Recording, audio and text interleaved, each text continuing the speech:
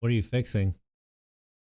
I was moving the wire from my light on the other side of the. What are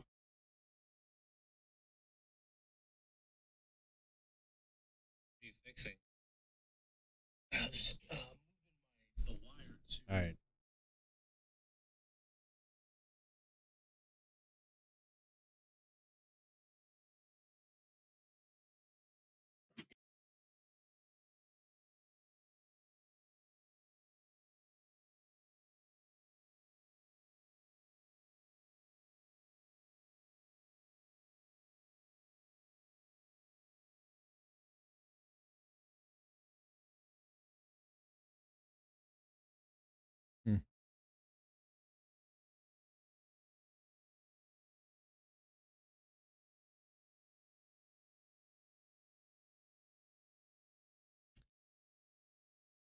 What?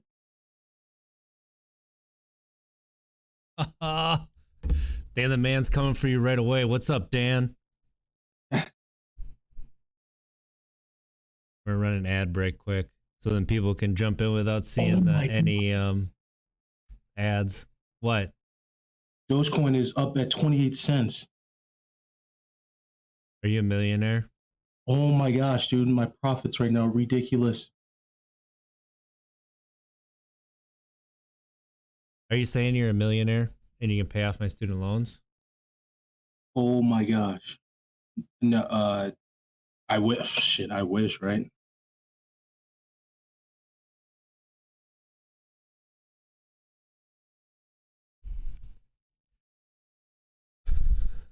What's the score of the cards game right now, Dan? Dan the man. Been a minute. Fantastic seeing you again, bud. How's that baby girl doing?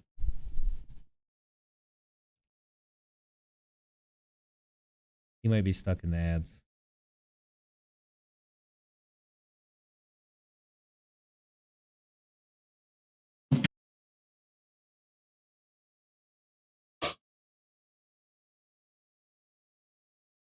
Ow.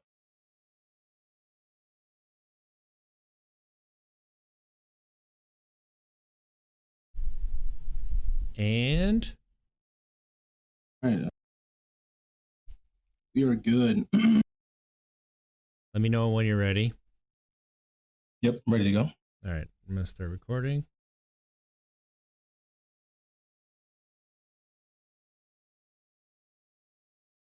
Wanted, not what I want. This and this.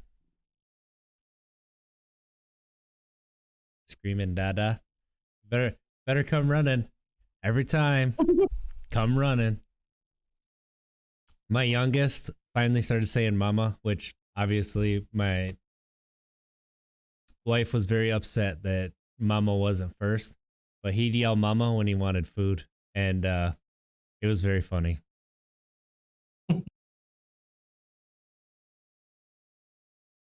All right.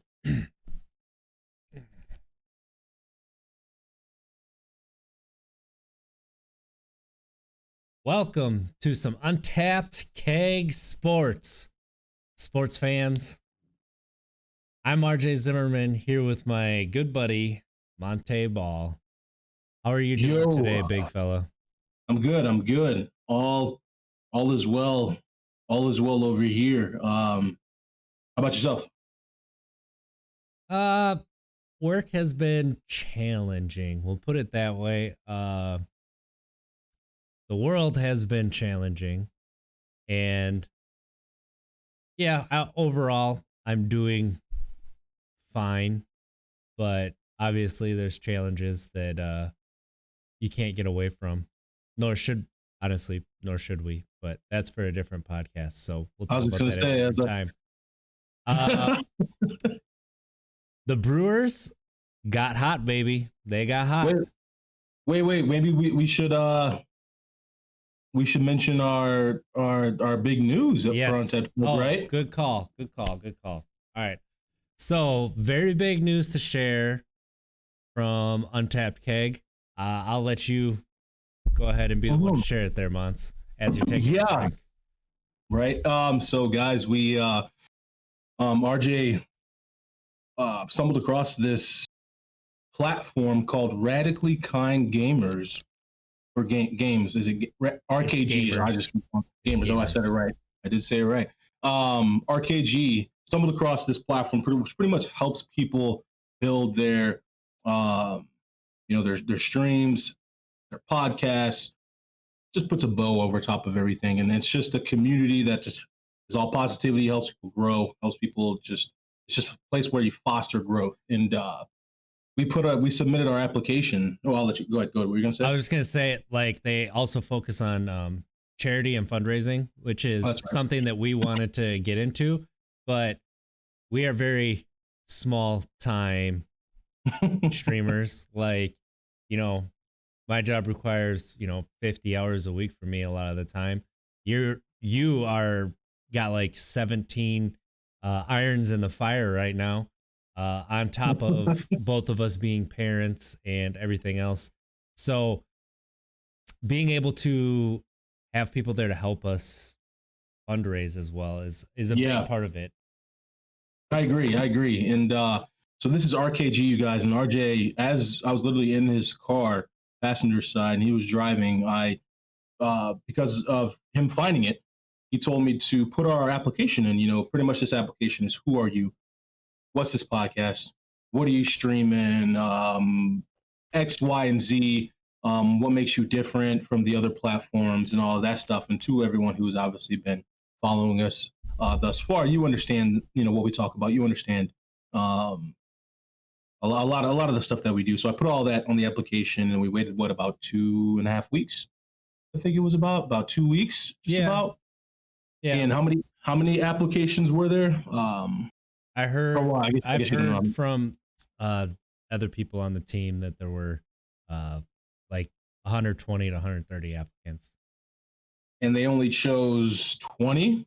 Yeah, that's 20, and they chose Untapped Keg, you guys, and they chose Untapped Keg. So we are part of the RKG Radically Kind Gamers team, where we're in their Discord as well. Just an opportunity to meet new people. To those who are, heavy onto Twitch, you've probably stumbled across a person by the name of Zombie Kills. She does a phenomenal job of speaking her truths, and sharing positivity on her platform. She has a great following, and it's really, her doing of this RKG Radically Kind Gamers, and we're just honored. We're just honored to be chosen. I mean, that's a lot of people, and some of these people who intimidating too. Yeah. Honored and intimidated. Yeah. Some of these people, some of the others who they chose, these guys have been, streaming for longer than us, more established than we are, but we are still super honored.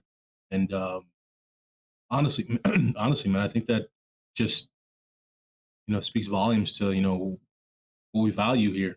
And I just think it's awesome. So I just wanted to, before we jumped into sports and all that stuff, we had to give a shout out to RKG Radically Kind Gamers. Shout out to Zombie Kills, Faven, right? Faven, yeah. Faven.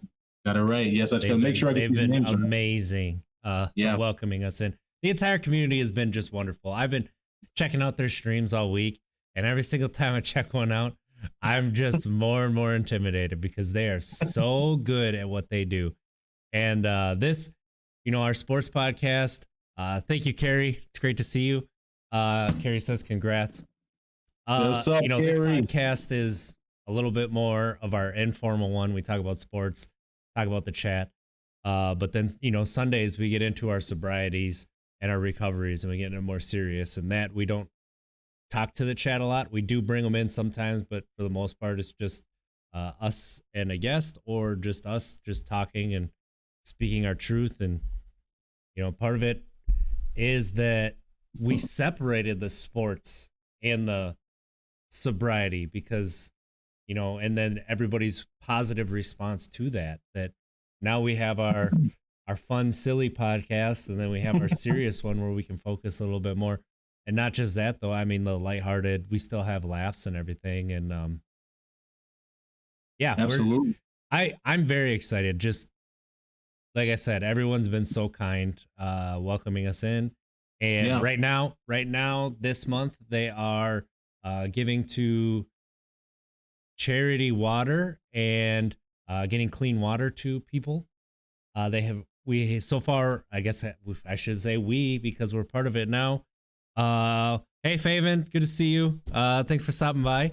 Yep, Faven says it is charity water. We've raised over $10,000. Like, I gotta get on the Twitch tomorrow and figure out how to integrate that in. And then we will also be trying to help raise some money for that. So we're excited. We're really excited. Excited to help raise some, funds for charities. It's something that we wanted to do in March, and then we realized that it was a little bit over our heads to figure out. I don't know if anybody's figured out yet, but when it comes to technology, we're like 60-year-old men, and we take a little bit. But again, just like I stated before, though, RJ, was definitely got to give you credit, man. You've been on it. Obviously it's teamwork makes the dream work, but I have to give credit where it's due, man. You've been crushing it. You've been very, very active on our page on social media, which is awesome. And kudos, man. So I'm grateful. I know that you're grateful. Obviously, thank you, RKG. Thank you, Faven. Zombie Kills. Thank you for the opportunity. Yeah, this is an honor, and we're most definitely gonna represent this well. We're gonna do our best to make sure we continue to spread positivity. So, with that said, we got to do it. Well, actually, so one thing that we have before we get into it, we got some emotes, and yes, our first one was denied, but I got them through, and they're terrible because I made them myself. But anybody who wants the mustache, I will put it into chat right now. It turned out not fantastic in the smaller space. Okay, well, wait. Share why the first one was denied, RJ. Well, okay, so Super Troopers, the movie. Obviously, there's that part where they talk about who wants a mustache ride, and I always thought that was funny. I always thought it was really funny. I thought it was a funny part, and yes, I knew it was a sexual reference. However, I thought the comedy was gold.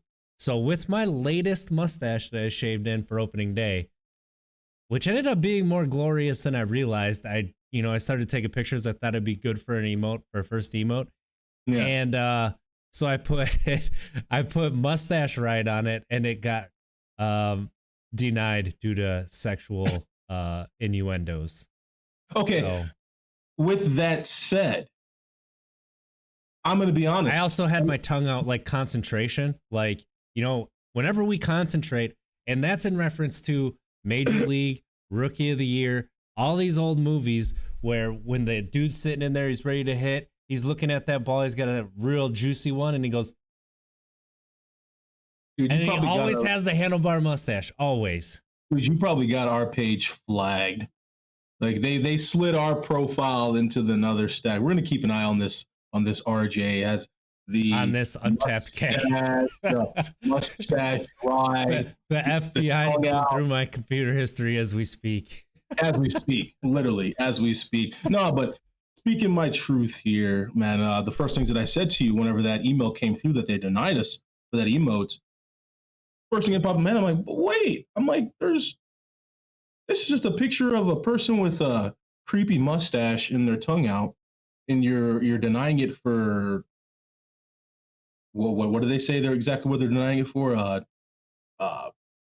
was Pornographic? sexual imagery. I'm pretty sure it was the official. Sexual imagery. How many platforms and Twitch accounts out there are people half naked? But again, to each their own. I respect it, but I was just a little blown back by that. I was like, And let's be honest, who doesn't want a mustache ride? I was like, I don't see anything wrong with this. It was a little creepy with the tongue out, but I think it was the tongue that did you in. It probably was. It was probably. I wanted the concentration. So then my ADD self, I'm like, okay, I'm gonna put like concentration on it or whatever. I go to make it, and I'm like, oh wait, what was I gonna put on it? Epic stash. That's what I'm gonna go with. Epic stash. I'm probably gonna get a text here from my partner very soon that I'm being too loud and I'm gonna wake the kids, but that's all right. No, that's still some pretty cool stuff. I gotta get my emote up there. I'll use my headshot photo from like work or something, just to make sure it gets approved. But yeah, pretty cool stuff. But again, to kind of in this part, we're getting there slowly but surely. We are adding to it. In this part of the talk, thank you again, RKG, Faven. We really appreciate it. Zombie Kills, thank you. And let's get on with the show, man. So, Sports. Cardinals, Brewers. Is there something you want to talk about? Because it looks like you have something on your mind. So to those who may just be tuning in or may see this later and don't know our history, so RJ came into my life, started dating my sister about 12 years ago, and he is born and raised here in Wisconsin. We're from Missouri, and I believe it's pronounced misery. That's about it. That's about right. And so obviously, naturally, just because it's the hometown team, it's St. Louis Cardinals for us, and he's Milwaukee Brewers, of course. And so that's most definitely, as everyone knows, that's a rival. And we played April 8th, April 10th, and I think 11th, right? And yes, yep. You got those dates perfect. And we lost the series. So, we started out good though, right? That's what I wanted to say. So last week was the day of the first game. And okay, so what was it? We were 7 games in at that point. Yes. We were 7 games in to a 162 game schedule. But it's early. You got to have fun. You're a fan. So you gotta react how you got to react. And you were flying high. And I'm like, listen. We're 7 games in. It's a long season. However, there was something that was troubling me. Do you remember what that was? It was troubling me about the Brewers. About their hitting or something, or how they played it towards the latter part of last year. They were not. No, the entire year last year was terrible. They were last in the major leagues in on base percentage, and it was by a wide margin last year. So, I mentioned that I'm a little worried because their bats, they haven't been putting any hits together, haven't been putting any innings together. And what happens the very next game? They put the innings together, they put the bats on the ball, and oh my goodness, baby, they have not looked back since. They have not. And it's funny that you say that because the Cardinals went in the opposite direction. Got smacked by the Nationals. Smacked. What is happening? Oh, you got Yadier out there waving for 2,000 games behind home plate, but we're getting smacked. Yeah. I don't understand what's going on. And again, just like you stated, very, very long season. So, I'm not going to get too riled up about it, but I yet again put my foot in my mouth. It's starting to become a delicacy. I mean, Dan the man makes a good point. The Brewers pitching has been on fire all year. All year. I think one game they gave up quite a few, but Devin Williams, supposed to be one of their best pitchers, hasn't looked very good. Yeah. Other than that, their pitching has been absolutely terrific. So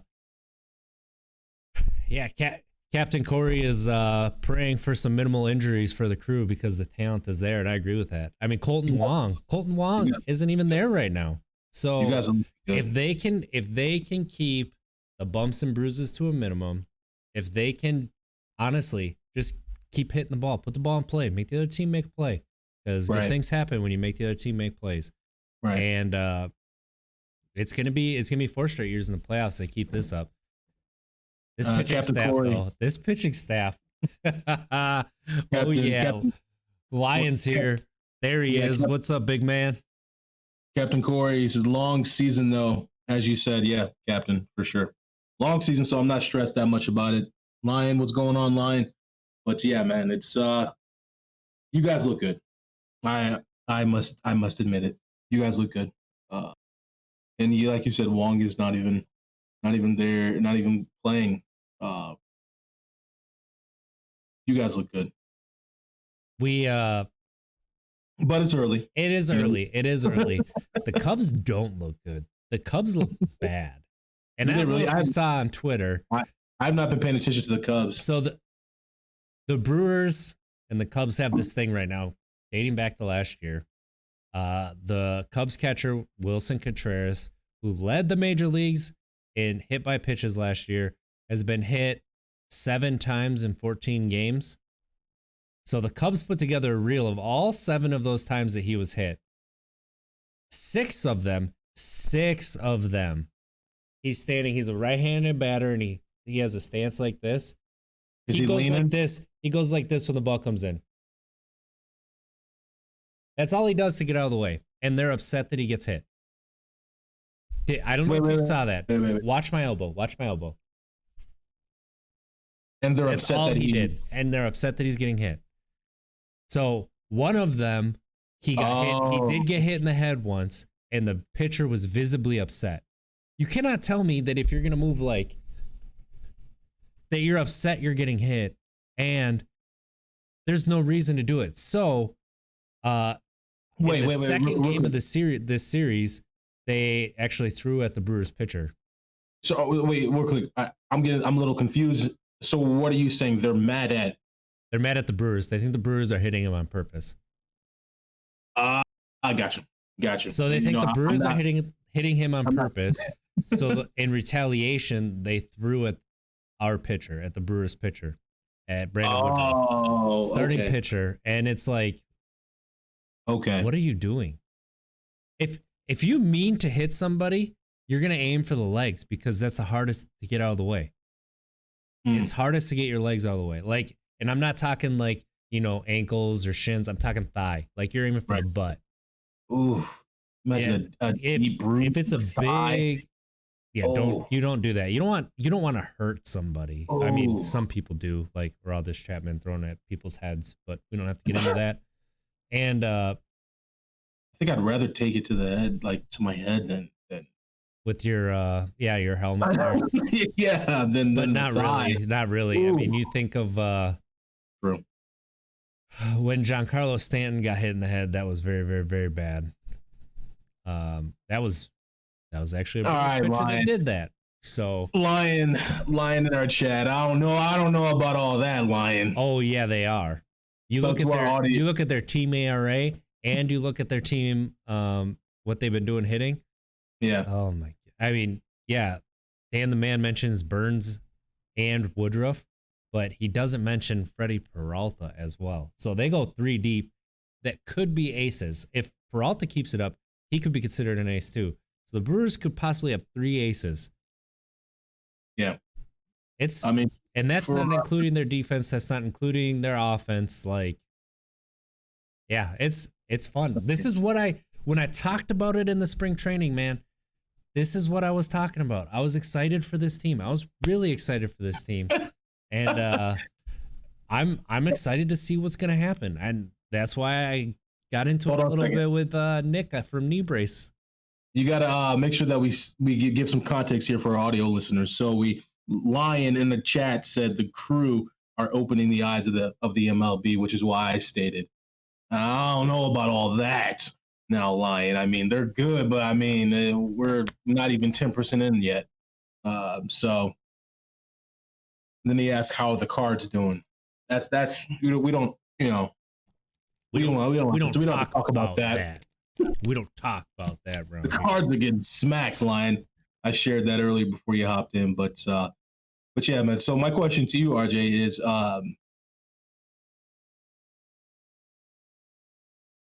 how far you think they're going to go? Very early, of course, but you're a fan, so you wish, you dream, you've been a fan for a long time, and you've witnessed the first 12 games. If they're healthy, if they go into the postseason healthy, they could contend for a World Series very easily with this team because, like I said, 3 aces. That's all you need come playoff times, 3 aces. And really all you need is 1 ace and 2 solid pitchers. So they go on with 3 aces and they got something that other teams don't have. So then you go with their bullpen, which is one of the best in baseball again. They do have to nail it down. They need one more dominant reliever. They need Devin Williams to get back on track, and then they need a dominant reliever. Yeah, they could win the World Series with this offense and that pitching staff. Absolutely. So I believe I'm on the train. Last year, the year before, I wasn't sold. They were missing some offensive pieces. I think they got that this year. And Travis Shaw's having a resurgent season. He loves playing for the Brewers, and he's showing it. So it's going to be fun. It's going to be a fun year. What about those Reds? Yeah, Lion brought up Reds and Crew for the Central. I said at the beginning of the year, the Reds might have the best lineup in the NL Central, and their pitching staff is very good as well. It's very underrated, I should say that. It is very underrated. So I'm not surprised by what the Reds are doing. I'm not. Granted, the Reds aren't doing it against the top quality teams, but they're doing what they're supposed to do, which is to beat the teams they should beat. And they aren't just beating them, they're crushing them. Nick Castellanos is finally kind of going through with the talent that everybody thought he was going to have. And they're going to be a tough team. They're going to be really solid, especially if their pitching staff can hold up, which it's going to be. And then if the Cardinals can get their pitchers healthy, it could be a 3-horse race. I think the Cubs are going to be selling come the deadline. I think the Cubs are rebuilding. So, and then obviously the Pirates are one of the worst teams in baseball. So I really think it's going to come down to Reds, Cardinals, Brewers. It's a long season. It is a long season.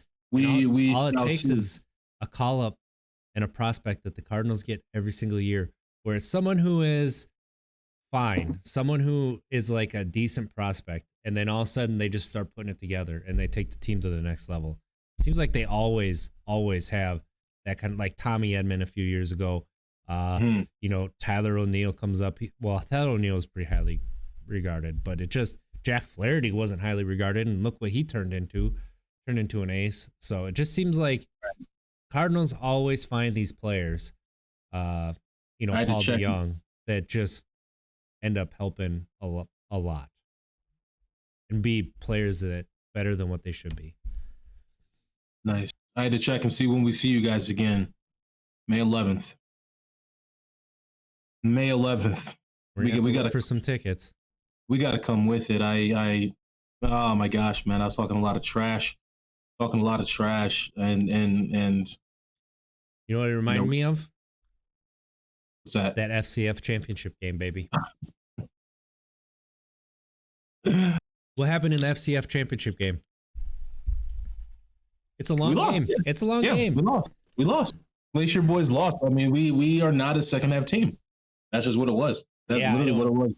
We need to have Andrew Jamil on to talk about it. Hopefully some team brings him in for a workout soon, because I'm about sick of not seeing him for a workout. So here we go. Great segue with Edelman retiring. Could he possibly be the next Edelman? Could he? Yeah. I honestly, that's why I wasn't sure that the Patriots were a great fit, but I know he really wants to play for them, so I keep tweeting at them. Edelman retires. Hey, how you doing, Patriots? There's this guy over here. His name's Andrew Jamil, and he's your kind of guy. Yeah, from Massachusetts, so he's very familiar with the weather. And I think he's probably there training right now as we speak, actually, or at least he did earlier today. And yeah, he's a big fan of the Patriots, and with Edelman retiring, actually, let's get into this Edelman. So what? Okay. So transition from baseball to football. I like it. Because the news happened so quick, bow then bow, which I obviously think that was planned. So did he? So he failed a test, correct? I didn't see that. Oh, you didn't see that? No. So what I saw was, and I've been very busy this week, so that's why. Yeah. But I saw the Patriots terminated his contract, and then I saw Edelman retired. So I don't know if he failed the test or not. That's the first time actually hearing of it. Yeah. So what I saw was he failed the test for. Carrie says that he failed a physical. Thank you, Carrie. Oh, failed a physical. That makes sense. See, they most definitely need to clarify that. Oh, well, thank you, Carrie. Really appreciate it. Because he failed the physical, what I saw then next, well, it was probably next, was that the Patriots terminated his contract. And I was like, I don't know how much money he's supposed to make, but I know he's getting up there in age. That does make a little bit of sense that they would. Yeah, I mean, my man is start walking away. Yeah, the thing with him is he's taken a lot of hits, and he's one of those players who plays lights out every single game, every minute of the game, if he can, and just runs his body into the ground. Each game that adds up after years and years and years. And again, playing for the Patriots, he's fortunate, of course. They have longer seasons than most teams. They have had longer seasons than most teams for the last 15 years. So, he's playing past December every single year into January, sometimes into February. That's a lot more games. Those games add up. I'm telling you, man. So that makes a lot of sense. Thank you, Carrie, for that. That does make sense. Steven says he's going to sign with the Bucks. He failed his physical on purpose. I like what? Okay, so I put closed captioning on because that's something we've been missing on all our streams, and it says "cause I'm with the Blacks" instead of "sign with the Bucks." What? Wait, what? It says Steven says "cause I'm with the Blacks" instead of he signs with the Bucks. Apparently, I need to enunciate my words. I put it up in the top left-hand corner of our it is stream. Up there. Oh, that's sweet. Yeah. Steven says, because I'm with the Blacks. I like what I put. Oh, gosh. Technology. Technology. He meant Bucks. That's funny. Sign with the Bucks. I think, yeah. But yeah, that was obviously some big news in football. Edelman retiring. What else? In football. I mean, the NFL draft is coming up. There's been a lot of combine news. Obviously trades. Goodness. Who just traded? Somebody traded up. Right? Oh, Sam Darnold got traded to the Panthers. That's right. And I was like, something happened. There was a move. I had a great conversation. That is what happened. Well, the 49ers also traded up to number 3. I don't think we talked about that. Okay. I had a great conversation yesterday with somebody, and I was just dogging them the whole time for them being a Bears fan, even though I'm a Broncos fan, so there's no rivalry there. Was that Carrie by chance? No. But I'm like, how are you? What are you guys doing? The Bears franchise is known, in my opinion, Andy Dalton, QB1, baby. Such lateral movements. It's been lateral movements. There's no progressive step with the Bears organization. Lateral. You get rid of Mitch Trubisky, or see, I can, yeah. and you come with Andy Dalton. They still have Nick Foles. Yeah, okay. Nick. I'm just baffled. I don't understand what they're doing, Matt, in that position at that franchise. I'm not understanding it. They're gonna draft a wide receiver. I just, and again, I'm all over the place, but I had to just bring that up. I feel bad for you, Kerry. Here's a good one. Dan the Man, Jim McMahon was on a radio talk show. I don't know if you've seen this, but he said the Packers was his favorite organization to play for. And then he said the Bears is the organization quarterbacks go to die. That's not the furthest thing from the truth.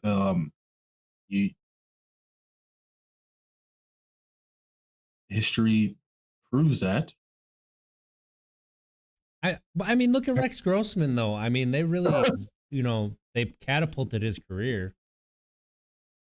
Everybody knows what I'm talking about, Rex Grossman. Everybody remembers him. That's some funny stuff. But what else? What other news, man? I know we got something important that we got to chat about. Captain Corey's asking us to move on because he's also a Bears fan. Oh, he says man. It's wash, rinse, repeat is the best way to explain. And he wants us to move on from the Bears. Well, that is the we will. I'm sorry, Captain Corey. Yo, what's up? I enemy beneath. Thank you for tuning in. We will move on from that, Captain Corey. So how about those Lions, the trash Lions? I think we got a Lions fan in here too.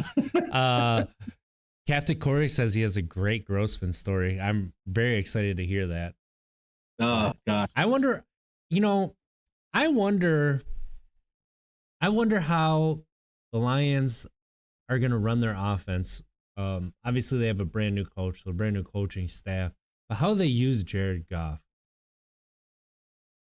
Because sometimes he did play like a star in Los Angeles for the Rams. Yeah. Sometimes he was awful. Yeah, Goff reminds me of a new Kirk Cousins. But is it really new? I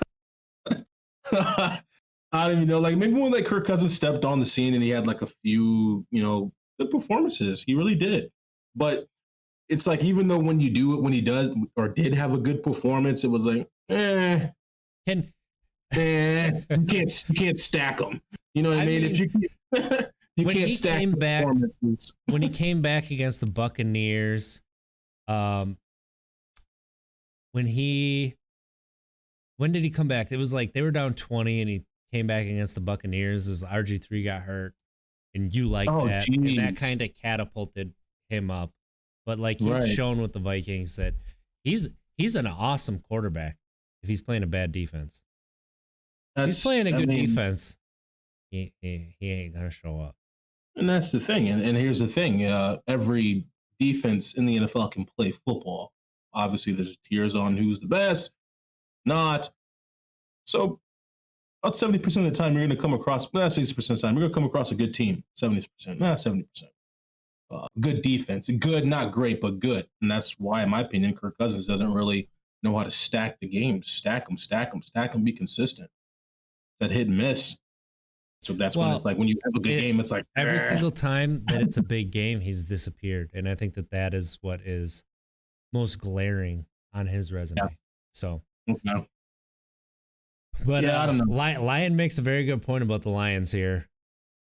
They have 3 very good running backs. you see what I and enemy beneath said in the chat. Yep. Worst franchise in the NFL ran 2 Hall of Famers out of the league. Man, that's Lion. I stand by this Barry Sanders mom. Lion needs a hug. Barry Sanders' mom put some voodoo curse on the Lions when they would not let him leave. Well, and they the Lions weren't good before that, so right. but as a mom, she just cares about her son and his son being happy and him wanting to leave, but they weren't allowing for him to. So she did some voodoo something, and that team has been cursed since. That team has been cursed, Lion. So more power to you, man. who's gonna play wide receiver there? Is Quintez is still there, right? Yeah, Quintez is still there. He's like he's there. I think he's their number one right now because I don't know. They lost. Let me see. They had Danny Amendola. Is he still there? And then Galladay's gone. And goodness, who's the other guy? He's pretty good. Would show up sometimes in big games. Fantasy always hurt me when I decide to start him. Tyrell Williams? Oh, no. Brashad Perriman? No. Khalif Raymond? I'm upset because I should know it. Maybe I'm naming off the wrong player. You are naming off the wrong players. Let me see. I'm diving deep in this. Hall? Yeah, I don't know who you're talking about. Yeah, Lion TJ Hawkinson he's a beast. He's a beast. He's gonna be the one.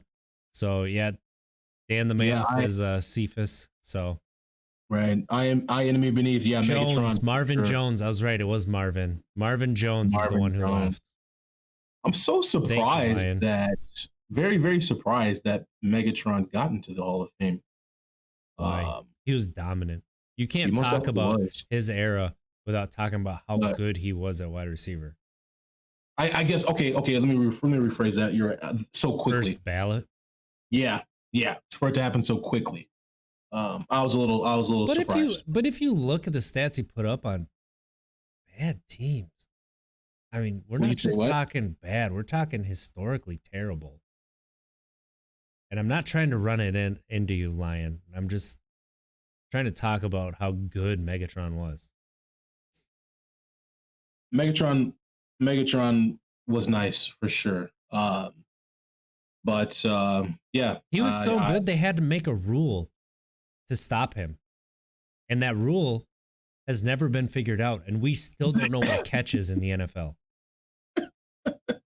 As I always say it, a catch in the NFL is you have to come down with the ball, stand up with it, caress it, get it some water, walk it to the ref, get on both knees and hand it up to the ref. And then, ladies and gentlemen, it's a catch. That is now a catch in the NFL because Dez caught the football. No, he did not. Dez caught the football. He never had possession of that football. Let's see Everybody what they thinks that he had possession, but if you watch, that ball's moving the entire time. Let's see what they say in the chat. Did Dez, you guys, catch the football or not against the Packers? Yes. Cody says, no. Enemy Beneath says, I know more about what isn't a catch than I do a catch. Carrie says, no, it was not a catch. Oh, boo, Carrie. Cody says, I knew it was not a catch as soon as I saw the replay. He caught the ball. Oh, my goodness. Okay, well, Calvin Johnson's right. Was that the one where... Here's my question. Did Golden Tate catch the defensive back who caught the ball, and was that a touchdown? You got to help me out here. The fail Mary against the Packers where I watched that. It was the replacement refs, and it was the call that made the NFL sign the deal with the referees. Okay, now I remember. Yeah, okay, I remember that one. I cannot remember if it was Sam Shields or if it was I can't remember who intercepted it. Was it Burnett? Maybe it wasn't Morgan Burnett. But anyway, the Packers DB jumps up, catches an interception in the end zone. The Seahawks wide receiver catches the defensive back, and they rule it a simultaneous catch. Offense gets the ball, which was a touchdown, to win the game. That's legit. No, because that's what it is on any other point on the field. That's a tackle. No. If both, well, yeah, but it's still a completion. If both come down with the football. No, Mons, listen to me. The defensive back caught the ball. The wide receiver caught the defensive back, and they ruled it a simultaneous catch. Defense. See, I got to watch this one again. Defensive player caught the ball. Receiver caught the defensive player. Yes. He did not catch the ball. He caught the defensive player. They ruled it a touchdown. You don't remember this? This is like one of the most famous plays in NFL history. Hold on, let me just watch it real quick. MD Jennings, both Cody and Carrie say. So MD Jennings. I'm pretty sure I had to have seen it. I mean, come on. I just it is unbelievable. It's unbelievable why you would ever think that is a simultaneous catch. It was not even close. I don't even know if his hand ever touched the football because it sure didn't look like it. Oh, was that Russell Wilson? That was Russell Wilson's throw, right? Russell Wilson said it was a great call, obviously. I'm about to watch it. I'm about to rewatch. I have seen this, of course. I just gotta refresh it. I remember. Yeah. I think I texted you. I'm pretty sure I did. Yeah, I think you did. All right, here it goes. I'm gonna turn this up. I don't think I went to bed for 2 or 3 hours after that. Lion says it was a great call because it was against the Packers.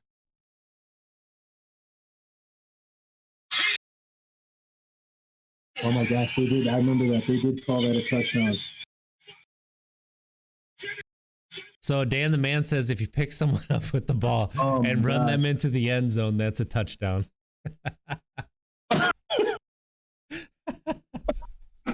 And that's why those referees aren't allowed in the FCF, let alone the NFL anymore. Some funny stuff, man. Let's talk about big topic. Yeah, and I really want you to I really want you to go ham on this, man, because I know that here we share positivity and all that stuff, and I'm still learning, I'm still growing, I'm still making sure that I'm doing all that I can just to make sure that everything is inclusive, just so that we're welcoming so much. But I really want you to share, man, this next topic because you have a lot of fire. Whenever you share this, a lot of passion, and I think people really need to hear that, man. So I think everybody knows that right now trans rights are under attack in a lot of states, in a lot of state houses, on the political stage. And as far as athletics go, people are using it as a rally cry for fear, basically the gay marriage argument, but put into sports. They want to protect sports and specifically women's sports. And the NCAA, which we don't say this often, but the NCAA, they got one right. They got one right. You shared an article actually that I read, and I didn't know this was happening. Like I said, it was a busy week at work, but I read it and I was like, wow, that's way more than what I expected to come out of the NCAA. The NCAA has announced that any state that passes anti-LGBTQIA legislation, they will pull the championship game out of that state. So you're looking at Georgia, Mississippi, West Virginia right now, Arkansas, any NCAA championship that would be played in those states, Florida soon. Actually, no, Florida today, are now no longer going to be played there. The NCAA is pulling those championships out, no matter how big, how small you think it is. If an NCAA has a tournament there, especially a championship, it brings a lot of money into the area. So they, some figures. The men's basketball championship, actually the Final Four in the championship, brings in between $200 and $250 million just for those 2 days to the city. The women's basketball Final Four and championship bring in between $100 million and $150 million for the city for those 2 days. For 2 days. So even if it's $1 million for a day, even if it's, that's a lot of money that they're losing out in their local economies because of hateful legislation. And it's not just hateful legislation. It's like it really is the new gay marriage topic. Like, the world is gonna end. We gotta protect our families because families are under attack. Now they're using, women's sports that are gonna Hmm. be. It's gonna be unfair. Um, they care so much that they're cutting those budgets again. Hmm. That was a joke. They Right. don't care. They don't care about women's sports except for now because they have something that they can use to make people fearful and uh, galvanize behind their cause. Because that's the only time that they're happy is if they're trying to take something from somebody else. And instead of trying to understand and build the issue, not the issue, instead of trying to understand and build everybody up, that's something that we want to do is we want to raise the tide to lift all boats. And instead of trying to do that, trying to help people understand, they're trying to block others, put up gates, keep kids down. I mean, it's kids that they're preying upon right now. And like the Florida one that just got passed, I saw that if you are a kid, you have to undergo a genital inspection to play. Like, That's that's that's weird. gross. That's extremely invasive. What is going on? Like, why would you That's think that that is okay at all? Like, that's weird. I'm That's dead weird. serious. Look it up. Yeah, That's Cody weird. says, "Excuse That's me." weird. That's Like, weird. yeah, and that's Tommy Tuberville introduced a bill to the Senate that was the same thing where you had to have a doctor go in and verify your organs was what he wrote into the bill. Like, that's something that he wrote into it. And Tommy Tuberville is a former head coach of Auburn football Yeah. in Alabama. And it's sad. And the NCAA is taking a huge stand. They're like, nope. They did this already in North Carolina. They pulled all their events out of North Carolina when North Carolina passed their anti-trans bathroom bill. And they're standing behind their athletes again. And this is amazing. It's good on the Which is so rare. NCAA, which So we rare. don't say that. And honestly, the NCAA has a lot wrong right now. And for the most part, NCAA they is like don't Kirk Cousins. really care about their athletes. They love the idea of their athletes, but they don't really care about them. But right now, they are leading the charge on this. And if you look at Virginia, so I was very ignorant of this topic. Like, I One second. obviously, One second, RJ. yep. Dan the man, thank you very much, Dan the man, for that gifting us that 1 tier 1 sub. Really, really, really appreciate that. Gifting it to Boomstick 1122. Thank you. Really appreciate that. Sorry, RJ. No, that's awesome. Thank you, Dan. We really appreciate that. Yeah. So Virginia, I listened to a podcast and they were talking about all these bills because there were like 10 that have been introduced to state houses. And the Virginia has been leading the charge with this. They passed the bill in 2016, I believe it was. And Virginia actually elected the first trans congressperson, Danica Roem, and she helped write the bill. And it's like basically all inclusive. So I actually looked up what it was, what the bill is. And so the current policy, it's a little bit more in depth than this, but this is broad terms. Current policy is get letters of recommendation from parents, friends, or teachers. Students' medications or treatment is looked at. A note from a medical professional, and any documentation that will demonstrate the student's gender identity. So that is very manageable. That is very non-invasive. That is very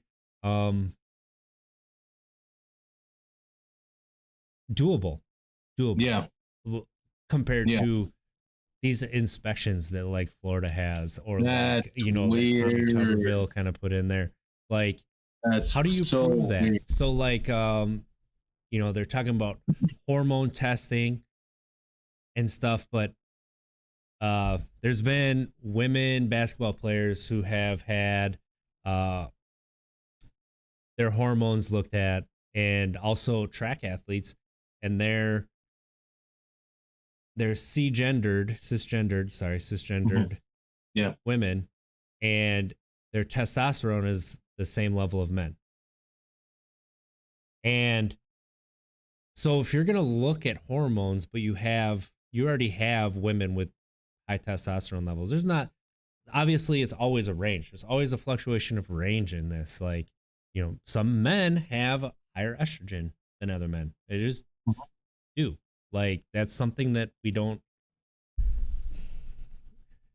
that human beings, we're all unique. We're all unique. Just let people be themselves. Let them be with who they want to be with. Like, you're not going to have people fake it, because the ridicule, not just that. That's being very short-minded.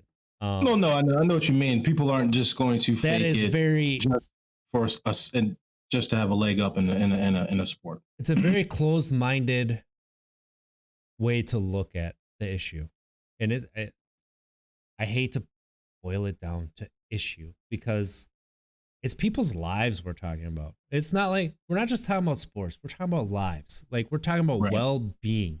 You're telling kids that they can't be who they are because you don't understand it. And because you don't understand it, you're scared. And because it's change, you don't want to do it. I have a question. Devil's advocate. When it comes to the hormone talk, why would that matter? As far as what? As far as if a trans woman wants to play sports, are they checking their hormones? Is that what you stated? They're checking their hormone levels? There's been bills introduced that that is one of the tests that they have to subject themselves to in order to play in the sport. Okay, then so I'm understanding. The thing is, there's no like set level. Like, this makes you a woman, this makes you a man. Like, it's all over the charts. Like, you look at someone like The Rock, and his testosterone levels are just like triple that of a normal man. Like, that's the thing with humans, is we just don't, there's not these set limits that we're in. That's just how we are. That's how humans are. So now you're going to try to put language on that to create barriers. Like I said, just because you don't understand, like, you can't empathize because it doesn't affect you. There is a scientific research that does state, though, that high testosterone does create more density in your bones. Our men's bone densities are significantly stronger, more dense than women's, due to that constant level of testosterone. So that bone density is important when it comes to that. But I guess my question was, I'm not understanding why they would test for the hormones because we all know that hormones are like this. Policymakers don't care. They don't care about the science. They just care about what they can talk about.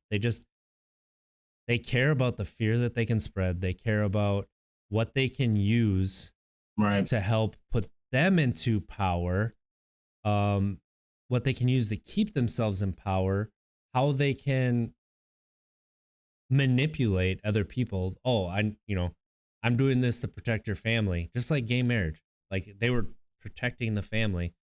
Society came to an end the day that the Supreme Court ruled that gay marriage is constitutional, right? Like, you don't hear them talking about it anymore because you just let people live their lives. So we're going to talk about this from a sports perspective now. There's not a competitive advantage or disadvantage, like, inherent, because as soon as you are going through your transition, right? I guess I don't have the language that I need to have to talk about this fantastically, but how I want to put it is women athletes are unbelievable athletes to begin with. If you're going to play at the highest level, you look at any, women's soccer, you look at softball, any sport, basketball, they whoop the crap out of us. Just because we are men does not mean that we win, right? I can't remember the last time I watched a men's soccer game. You can't? Huh? The last time you watched a women's soccer game? No. I said I can't remember the last time I watched a men's soccer game. I was gonna say, really? I only watch women's watching them play. Yeah, they whip that ball around that field. Well, Premier League is different. I do watch men's Premier League, but it's the Premier League. But nationally speaking, USA team, women's. That's it for me. And it's a topic that I myself am also ignorant on, as far as details and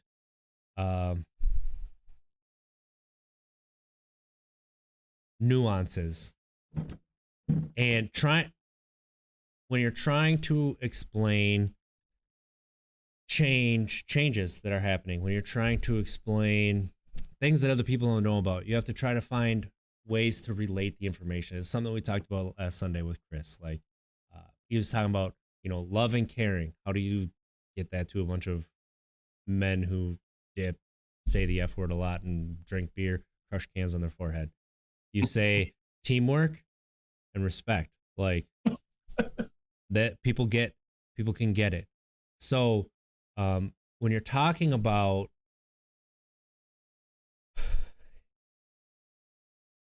when you're talking about kids wanting to play sports, with who they are and their identity, why are there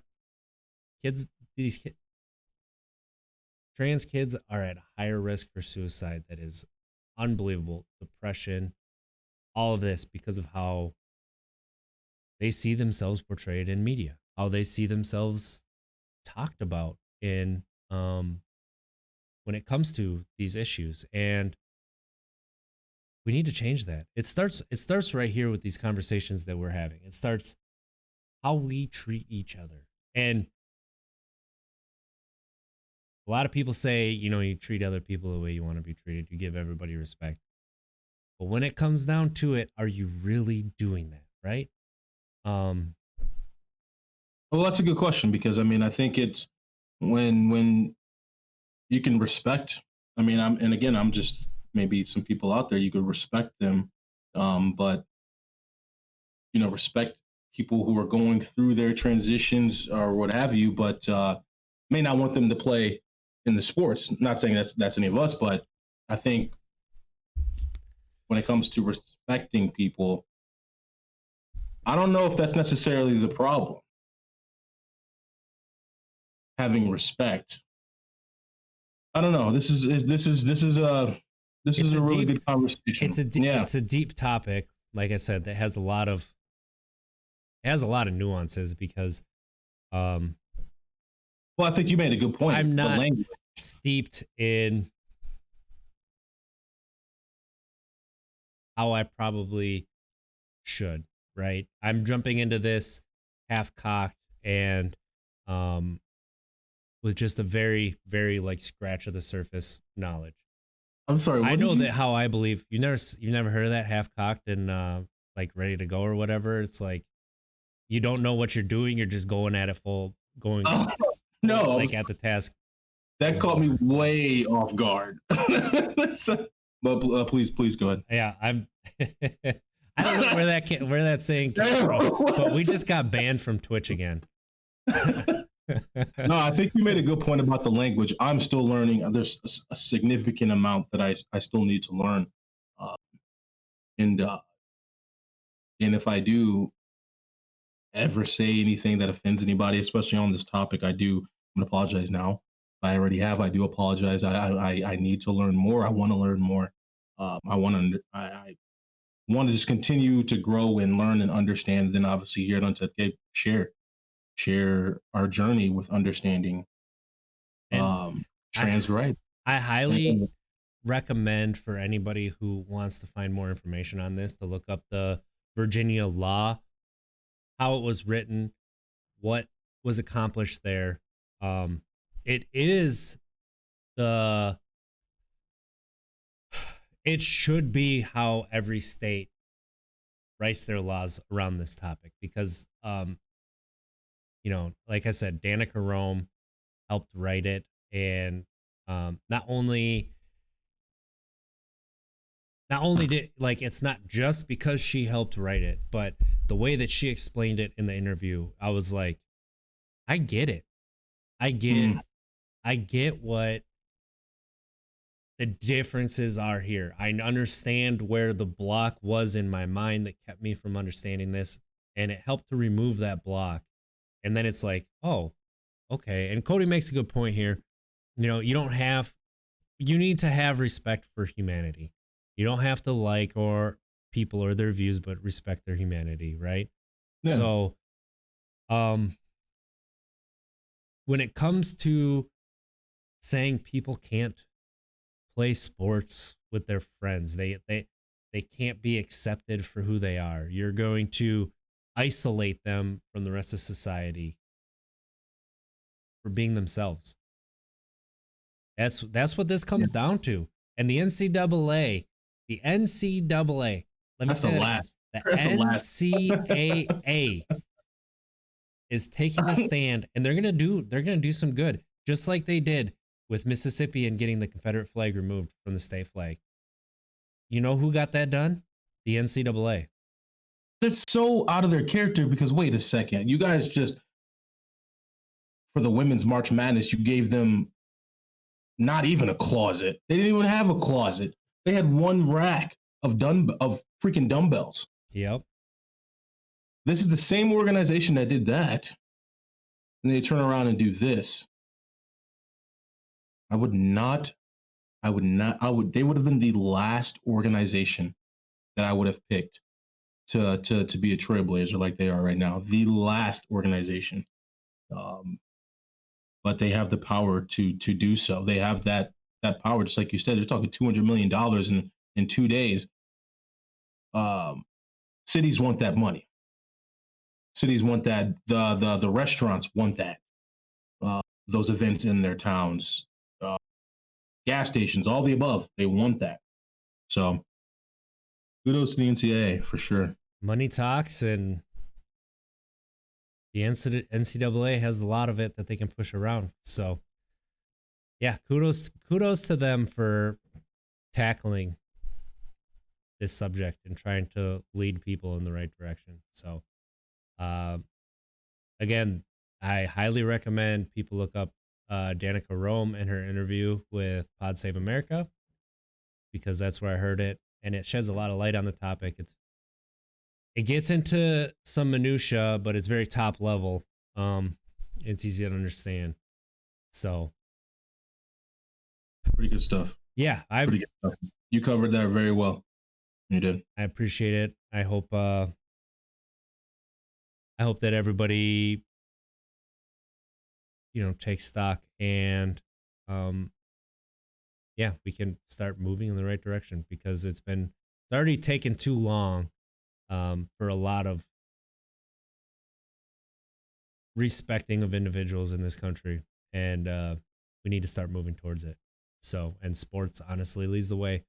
You look at Jackie Robinson, you look at, Colin Kaepernick, you look at Curt Flood and free agency, you look at, and obviously unions in sports, and socially how much they lead the way. Right. You look at what Atlanta did for voting down there this past year. The Atlanta, I believe they're the Dream. Pretty sure. And then the TV show Atlanta with Childish Gambino, Donald Glover, they pulled out from filming there. They're filming in like Alaska, I think. Yeah. Which I'm like, how are you going to make Alaska look like Atlanta? There's been a lot of productions that have pulled out of Georgia since Georgia has been doing what they're doing. So I think Coca-Cola did something, or these big dogs are starting to step up now, and which is sad that it has to go in this direction. You got to hurt their pockets. And that saying, where there's smoke, there's fire. That saying has been going around for decades and decades and decades, and obviously there's some validity to it in this context. You hurt their pockets, they'll start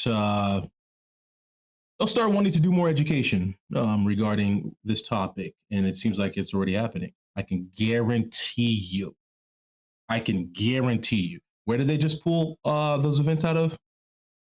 NCAA? RJ? What's that? They pulled them out. Well, Florida passed it, so Florida won't be getting any. Obviously, North Carolina still won't be getting any championships. West Virginia, these states Arkansas, are gonna Mississippi. Watch. I'm sure Alabama's not far behind. I believe Georgia, Wisconsin has introduced it. So watch this. I give it 2 months. I give it 2 months before the football season.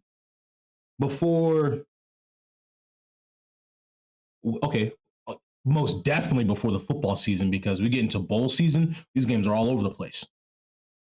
It'll be changed.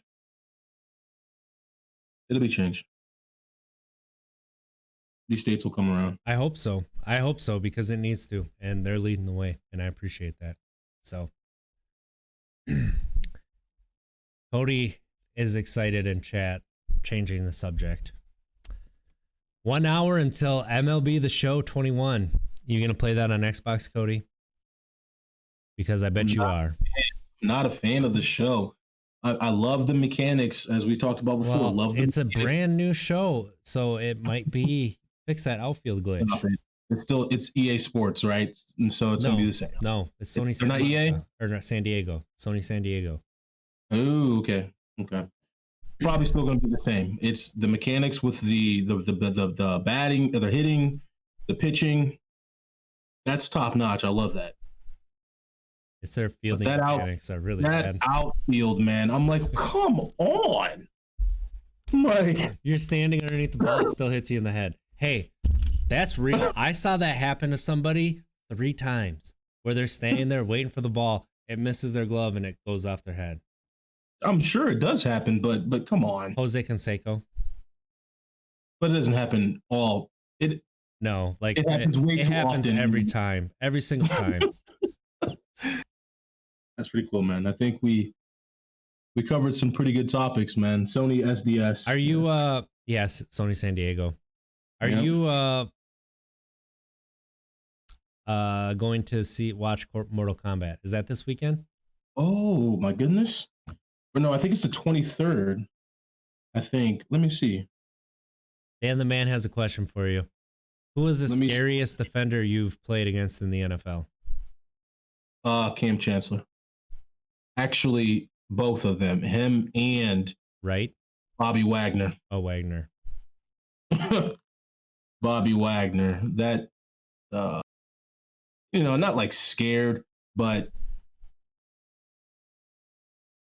it's intimidating just to watch Demaryius Thomas get lifted off of his feet by Cam Chancellor. Demaryius Thomas is he's a big man, a big receiver. Yeah, he's a big man. Well over the above average range when it comes to physicality. What he does.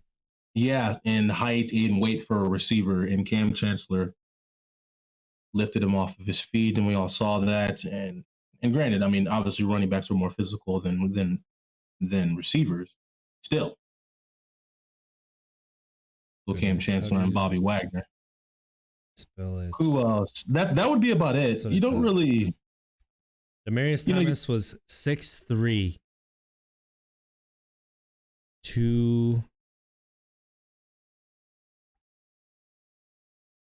It's probably about 220. 225. I was gonna guess 230, but yeah, 225. Yeah. 6'3", 225. A big receiver. It's a big receiver. So yeah, great question. But yeah, Mortal Kombat is on the 23rd, so that is the following week. Oh, okay. And are you hyped for that? I saw that you heard the new theme song. What did you think of it? I wasn't, and again, I think Steven made a great point on Twitter where it's like, I'm not just gonna not watch the movie because of the theme song. That's true, but obviously, seriously, I'm not gonna watch the movie because of the themes. I'm really into the musical scores, the movie scores they bring in. They tie everything together, and that soundtrack is straight garbage. But I understand why they went that route, Steven. I understand why they went that route. I did more thinking on it. They're trying to capture as much as they can from the Asian markets, which I understand. The Asian markets we understand is the Asian culture is very into, the EDM, DJ style, all of that jazz. Obviously, American culture as well. But I love the fact that movie, it's like 90% of those playing or acting in the movie are, they are Asian. And so I think that's the market that they're really trying to go after, which I respect. I mean, that's what The Rock does. So that's, I respect it. Absolutely. Enemy Beneath said it looks really good. Oh, so I still didn't answer the question. Yeah, I'm gonna watch it. I have to. Are you gonna watch it in theaters or are you gonna watch it at home? At home. You're not even gonna be able to listen to that EDM music really loud, yelling Mortal Kombat. Who knows? I may go to the theater just because I don't know yet. It all depends on how I feel that day, but I will watch the movie. What about yourself? Oh, I'm going to watch this trash can that's on fire. I'm going to watch that. It's going to be so bad, probably. It's going to be so bad. Listen, the first Mortal Kombat movie is actually still a fun watch. I'm not going to say it's a good movie, but it's not a great movie. It's good. I'm not going to say it's a good movie, but it's a fun watch. And the second one that I loved as a kid, and then I watched it once in college, and I was like, what is this trash? Give me another beer. What, Annihilation? Mortal Kombat Annihilation? That movie's terrible. That one is sick. God awful. As soon as I watched it as a somewhat adult, I was like, how did I ever think this was good? It's corny. The one-liners from like Jax and it's bad. But it's good. But it's bad. Dan the Man says it won't take much to beat the originals. Enemy Beneath says only good thing about that one was that they brought in more characters. So he makes a good point because I loved it just because of Cyrex. Cyrex is my favorite character on the video game outside of Nightwolf. And when I saw Cyrex, I was like, let's go. They brought Nightwolf in, didn't they? Yeah. They brought Nightwolf in as well. But Cyrex was really, because Nightwolf was, I like the villains. I like Cyrex. And that net comes out, But other than that, I mean, so we bought our tickets for Demon Slayer, so that's exciting. I'm excited to go watch that. We're gonna watch the subtitles. Nice. Do you think that I have to finish that? Finish the anime show in order to? Okay. All right. When are we? We're going next weekend. Yes. Or are we going this weekend? No, it's next weekend. I just had to think if it was next weekend or 2 weeks, but 2 weeks I'm gonna be on vacation, so it's next weekend. Oh, all right. Okay. That gives me time. I'm not gonna say I'm gonna have it finished, but that does give me time to knock it out. Demon Slayer, Mortal Kombat. You see my Harry Potter up there. What else is coming out? I don't know. I know that. So Marvel announced what movies they had coming out. I still have to watch the Snyder Cut. Good luck. I ain't got time. I don't have time to finish TV shows, man. Right? Falcon and the Winter Soldier is that. It's a bad show in a good way. Like, that show is so good. Oh my goodness. The thing about it with me and the Snyder's Cut, it's 4 hours. We can obviously, I can carve out some time to sit down and watch that for 4 hours. But I just don't know if I want to invest 4 hours into a movie. Which obviously I contradict myself when I invest about 12 hours into one season of a TV show. Yeah, but you watch that at a time. Like the thing about Snyder Cut is, I've heard is there's not really great times to split it up. Like you get going, you're like, well, I kind of want to keep going because it's flowing so well that I've heard it doesn't feel like 4 hours, which is obviously a good thing. But bro, it's longer than the Lord of the Rings movie. So I can't even remember which one, but they could have ended that movie. That is called Return of the King. 12 times they could have ended it. The ending actually comes at like the 2.5 hour mark, and the movie continues for an hour. I'm like, they could have literally ended this movie 12 times. Longer than that movie. Just by 30 minutes, but still. 30 minutes is a good amount of time in a movie.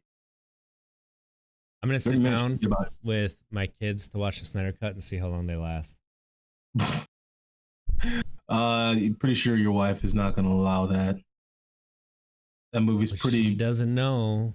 That movie's pretty gruesome. Are you going to tattle on me? No. I mean, and we know she doesn't listen to these, so... That's true. Very true. You're in the clear. You're in the clear. Nightwolf introduced Liu Kang to his beast form. He did. Indeed, he did. Yeah, Nightwolf was actually my favorite character to play on the video game. It's depending on my mood, Nightwolf or Cyrex. Those are my go-tos all the time. Well, I tell you what, let's end the podcast. Let's continue the conversation. We'll stay on Twitch streaming for a little while.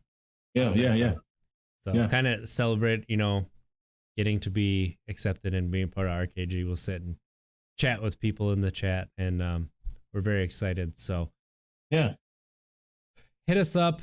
Untapped Keg everywhere, all socials, untappedkeg.com. Send us a message, questions, whatever you want to hear us talk about. Lots of baseball coming.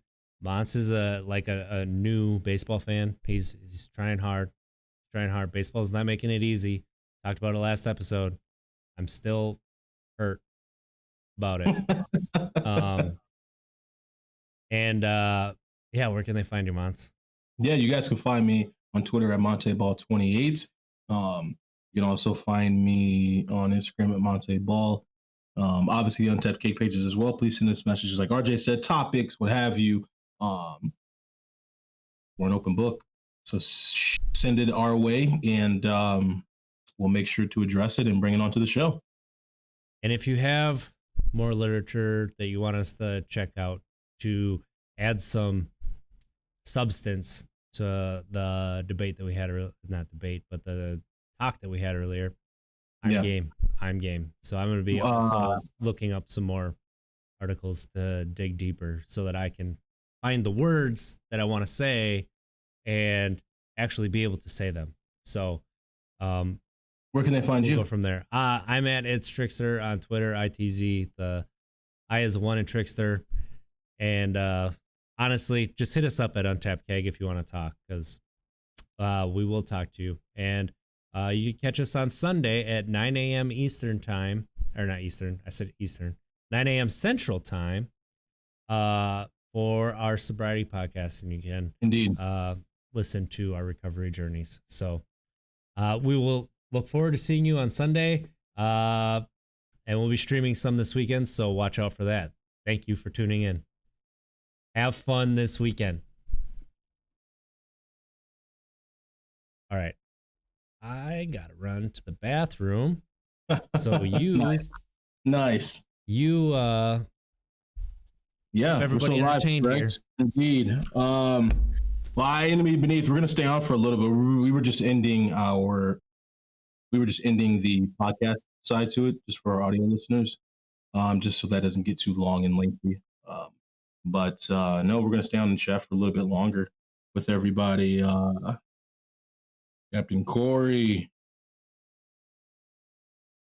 Nice. Thank you for those. Thank you for that, Corey. Heading out to play the wife at ladder ball. Can't wait for the next show. Really appreciate it. Thank you. I must admit, I kind of like RJ's setup. Just it's simple, just clean. Mine is just a significant amount of ADHD. I just puked on the wall, and uh, and that's just what it is. Just what it is.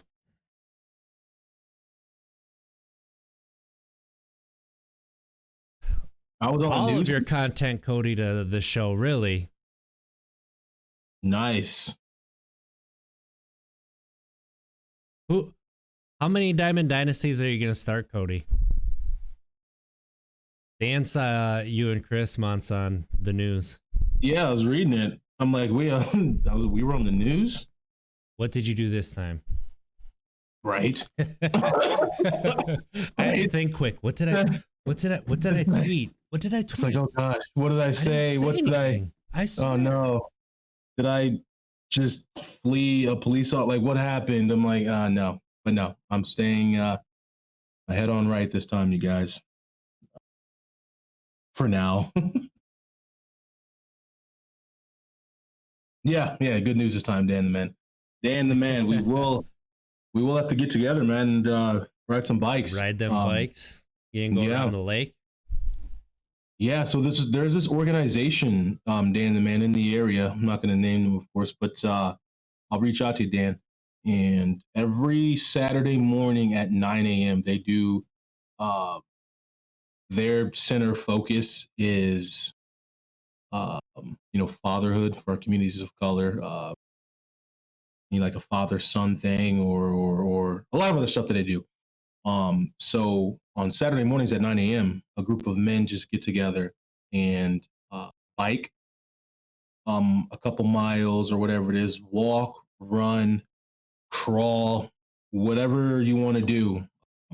And I thought that'd be awesome for us to join. I know the guys really well, so it'd be a smooth introduction. But just an opportunity, I guess, for us to get outside around a group of other men who are trying to learn and grow and understand mental health and how us men have just shut it off emotionally for so long in our lives, just because in American culture we do not encourage our men to express our natural human emotions, like crying or being sad after watching a movie or reading a book, or being sad and crying that you lost a game and stuff like that. So what they do during these walks, if you're biking, walking, whatever, you just talk, just connect, and just building that brothership,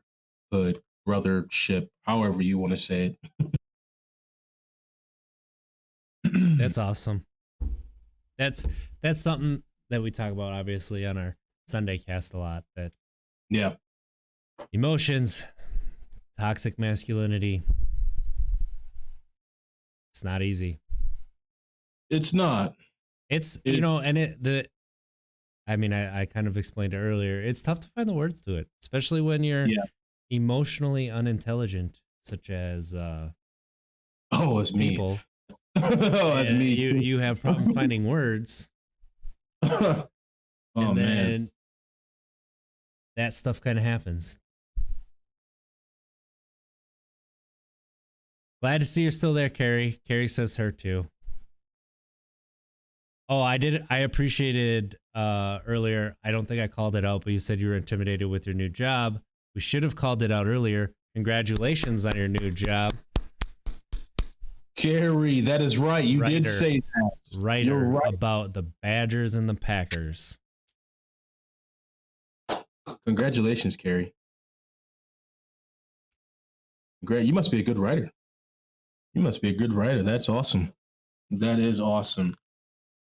And you're with a really good organization too. I think it's like what, Badger Herald Heroics or something, or I can't remember what they're Wisconsin? called.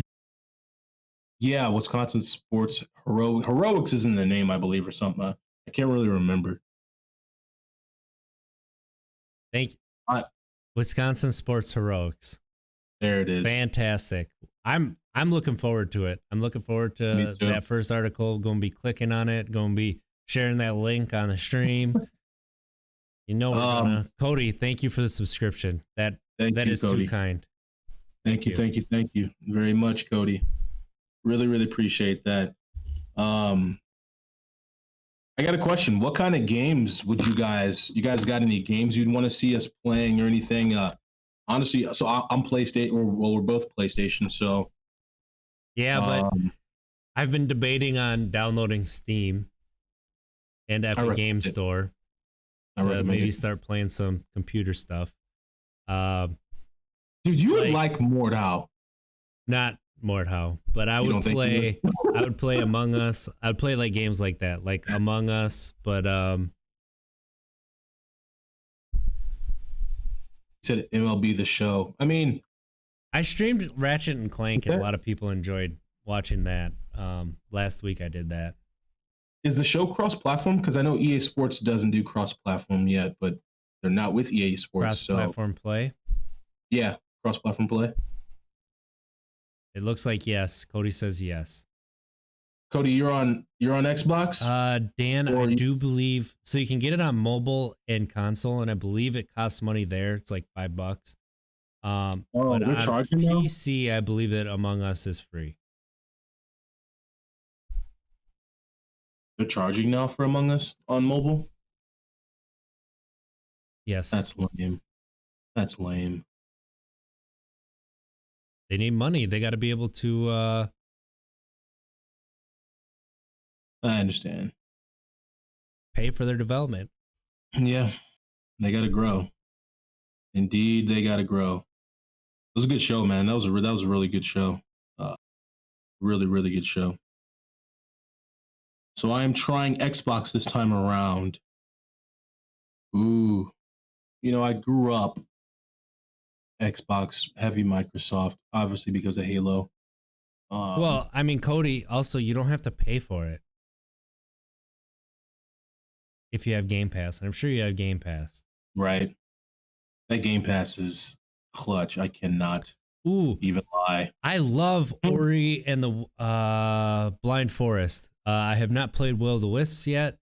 Blind Forest, I played on Switch, and I was not a big Metroidvania fan before that, but playing that game, like, I was addicted. Like, my kid was sitting there telling me I want a peanut butter and jelly sandwich, and I'm like, whatever, get out of my face, kid. I'm playing this. I remember you kept texting me about it, and when I would come over, your face was literally in the Switch. It was really good. It was really, really good. I loved it. Yeah, and I would love to play Will and the Wisps, but I heard, I don't know how it is. I didn't look at the Switch review. I don't have an Xbox right now. I heard it didn't run the greatest. The patch now is supposed to make it run amazing, but I don't know how it runs on Switch. And like I said, I don't excuse me, quite have. Oh, it's on Steam too. Okay, let's see. You got to get Steam, and you got to get the Halo collection. Even though I have yet to play it, except the first one I played one match, trash. But the RKG crew's starting to get back into Overwatch, and I asked if it was crossplay because I was like, I have Overwatch, I would play, and no, it's not crossplay. Pretty much everybody's on PC. I've been watching some people play Apex on the RKG team, and let me tell you, we are terrible. Yeah. We are bad. That game has evolved past our understanding. Yeah. I watched a clip 2 days ago, and same thing. I was like, whoa. There's no way I'd be able to go in now and hold my ground. We would have to play with somebody who could explain to us the rules. Right. Go ahead. We're talking about Apex Legends, Cody. Dan, Steam is it's like a store that you can buy games from, and then it runs the games as well. So the Epic Game Store is similar. You basically, it's an application that you buy, and then you can buy games through it. So what else is out there? Yeah, you played. Like I said, you played some Ratchet and Clank, and that was an awesome stream. I was not expecting people to be into it like they were, but people loved it. So I went in going to play Outriders. I think Outriders would stream really well. I think that that Trickster class is just amazing. It's so much fun. It's so much easier to play a Trickster class alone than it is to play the Pyro. And I really want to play Technomancer and the Devastator. I'm gonna play that game. I'm gonna play it. I'm just gonna say that right now. Dude, I really wish Outriders. It wouldn't let me in, so I played Ratchet and Clank, and it worked. So, I Enemy Beneath. Oh Lord, 2 summers ago, I was on 3 months severance. I mastered Apex.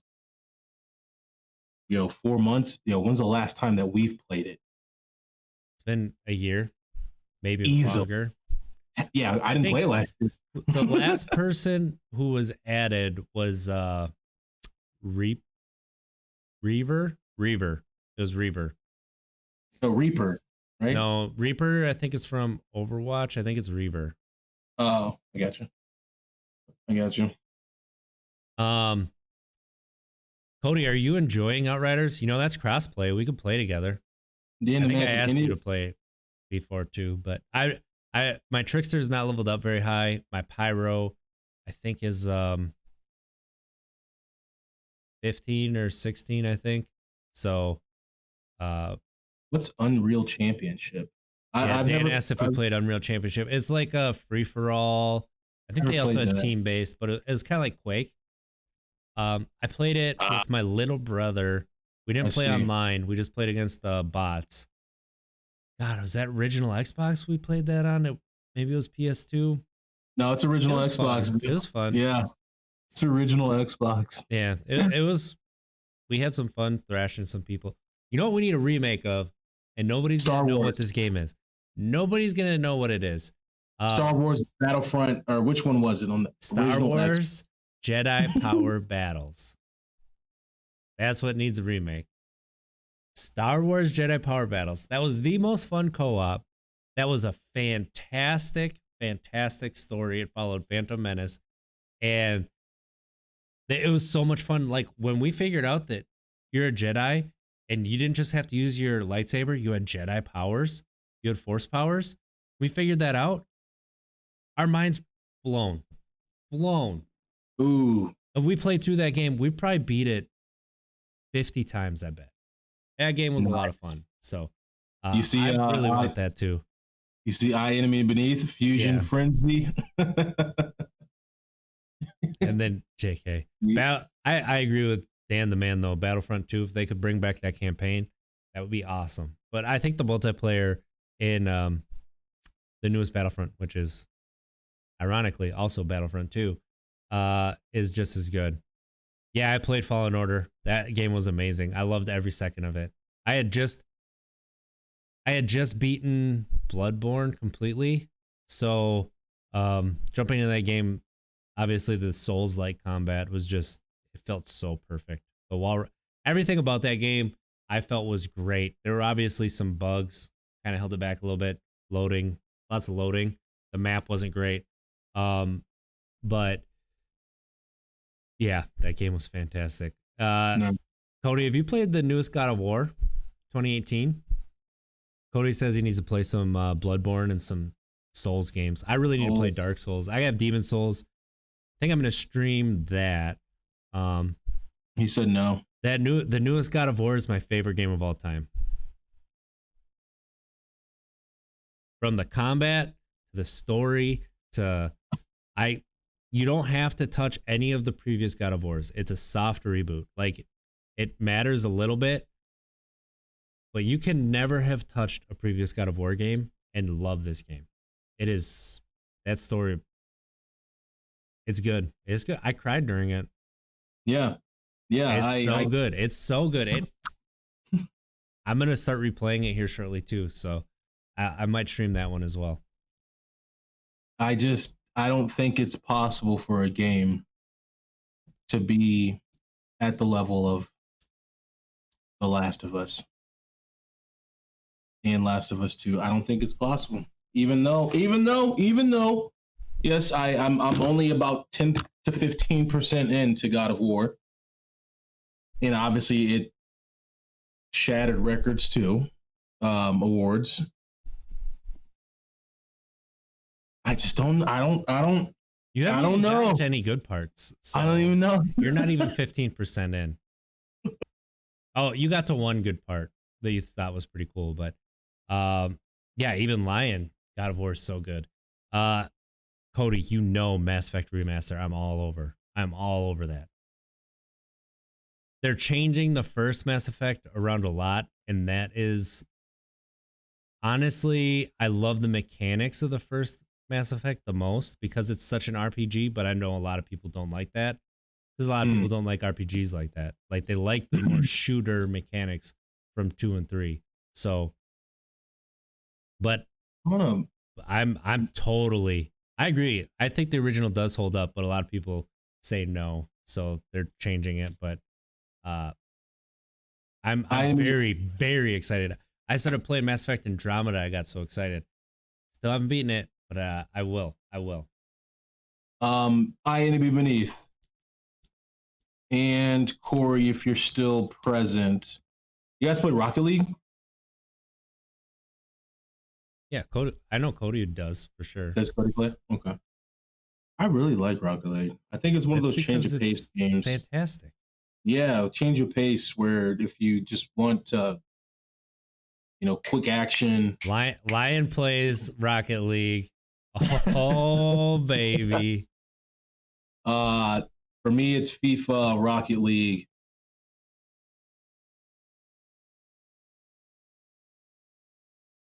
It's really at the current moment. I need to expand my horizon for sure.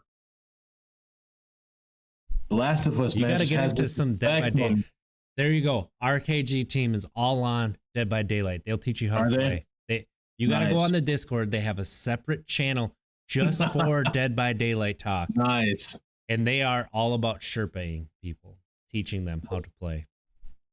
I played it twice, and I'll be honest, I really wasn't that big of a fan. I was like,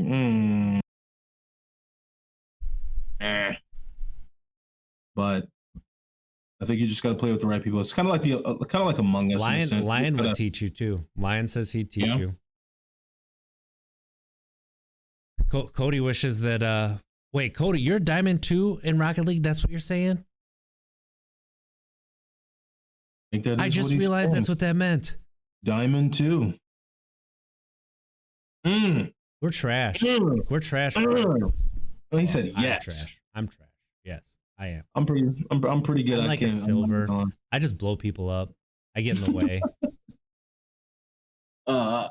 You haven't been back since that poor performance. Well, we both had a pretty bad performance. We got to redeem ourselves. Saturday night, we got to play some. We'll be playing some. Ourselves, yeah. Who wants to play some Rocket League with us on Saturday night, starting at 8:30? That's why I'm on your schedule, man. Yeah, we could probably do 8:30. Oh wait, Saturday night I'm taking my wife on a date. You suck. Yeah, I'll be back by 8:30. I'll be back by 8:30. Take her to Subway. Lion's going camping. I already made reservations, so. At Subway. I told her that it's a place she's never been before. Which is true. She hasn't. So a Subway in Janesville or somewhere in Milwaukee. Ooh. Dan the man says he might be able to play it. That'll be fun. I enjoy this. Cody says 8:30 is too late. On a Saturday? Look, he might be joking, but there's look, I'm old. I get it. 8:30 most nights I'm in bed. My son, my oldest, he asked me to lay down with him in bed. 7:30, out. I wake up at midnight. I'm like, oh yeah, I should probably change beds. Cody says 6:30's hit me hard. I need dinner by 6. For real. My 30th was last December, and ever since then, it's these aches and pains. They come out. It's like a little sharp pain, but then it disappears really quickly. It's like a reminder. Like it reminds you real quick that you're old, and then just is away, and it feels as if like it never happened. But it's like, what was that? Cody says 8:30 is too late for a date. That's why he said the 30s hit him hard. He needs dinner by 6. My reservations are made for 6 o'clock, so it's funny that you say that. Knees remind me every day that they are not young. Dan the man, I'm with you boys. Just hit 31 myself. New pains every day. About 33, you just get used to it. Take her to a food truck. We're going to the McDonald's that we went to on our second date. That's too prestigious. You gotta take her to a food truck. Have like what? Hey, don't laugh about food trucks. Food trucks get Michelin stars now. I love food trucks, by the way. Actually, like really, really do. I also love good food trucks. Take her on a date to a food truck and put. It is not going to be that warm on Saturday. Put a table in your truck bed. Cover it up so she doesn't see. Which, granted, she's not gonna look in your truck bed. And then go to a food truck and take out the table, the chairs. Cody says, "Wait, you reserved a place at McDonald's?" I wasn't being serious about McDonald's. Nah, I'm only obviously his wife is my and the sister. Man. Some of the best food comes from those mom pop trucks. Fire. And the man knows what's up. Those things. First time I ever had fried Oreos was out of a food truck. I think it just makes it that much better too, because it's cheap and it's like, man, it's like authentic, real food and cheap. I don't know who you're talking about, Cody. Cody says find the dude that walks around State Street with the burger cart. But I haven't been on State Street in best burgers on State Street. I didn't know that there was somebody who walked around with a burger cart. 3 years? 3 years? Yeah. I didn't know that either. Last time, he's usually around Red Shed. By Wando's. Okay. Might have to check that out. It's during bar hours. I can make it up to the bar hours if you give me coffee. I'll do it. I swear. I think the last time I was on State Street was like midnight, 1 o'clock, and we went to the Short Stack, which is a really, really good. That's a good place. Breakfast place, and they're open 24 hours on the weekends. And oh my God, that was so fantastic. Lion says State Street is for young people, and I agree with that for the most part. It's also for good food, if you know where to go. You know what I'm saying? Dana can't wait for concerts on the square. Soon.